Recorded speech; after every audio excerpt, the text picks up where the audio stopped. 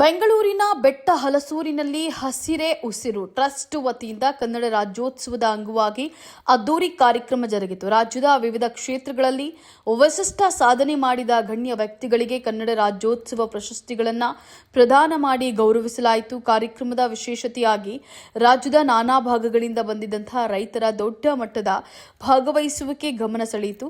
ಇನ್ನು ರೈತರ ಸಾನ್ನಿಧ್ಯವು ಕಾರ್ಯಕ್ರಮಕ್ಕೆ ಮತ್ತಷ್ಟು ಮಹತ್ವ ಮತ್ತು ಭಾವನಾತ್ಮಕ ಅರ್ಥವನ್ನು ನೀಡಿತು.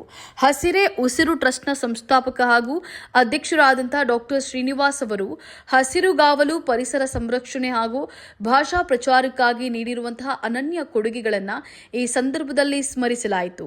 ಡಾಕ್ಟರ್ ಶ್ರೀನಿವಾಸ್ ಅವರು ಇದುವರೆಗೂ ಕರ್ನಾಟಕದಾದ್ಯಂತ ಸುಮಾರು 4 ಲಕ್ಷ ಗಿಡಗಳನ್ನು ಉಚಿತವಾಗಿ ವಿತರಿಸಿರುವ ಪರಿಸರ ಪ್ರೇಮಿ.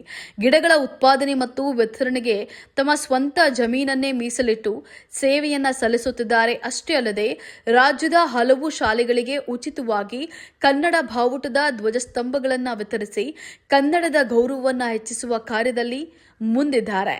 ಸಾಂಸ್ಕೃತಿಕ ಕಾರ್ಯಕ್ರಮಗಳು, ಪ್ರಶಸ್ತಿ ಪ್ರದಾನ ಹಾಗೂ ರೈತರ ಸಂಭ್ರಮದಿಂದ ಸಮಾರಂಭವು ಚೈತನ್ಯವಂತವಾಗಿ ಮುಕ್ತಾಯವಾಯಿತು.